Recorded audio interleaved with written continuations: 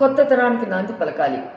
ఆ రోజు 1982 మార్చి 29న నవతరానికి ప్రతినిధులమైనటువంటి మమ్మల్ని 23 సంవత్సరాలు నిండుతున్నటువంటి అలాంటి వ్యక్తి తారకరావు గారు జనరేటం చేయించారు.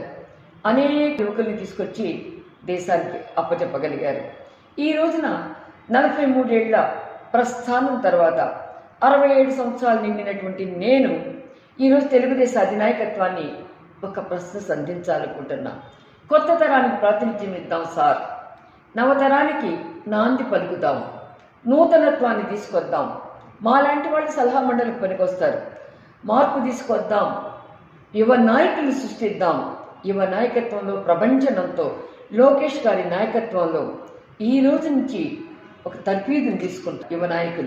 యువ నాయకత్వాన్ని తీసుకొచ్చి తెలుగు రాష్ట్రాలలో యువ నాయక ప్రపంచనాన్ని ముందుకు తీసుకొచ్చి అలనాటి ఎన్టీఆర్ భావాలని స్ఫూర్తిని కొనసాగిద్దాం.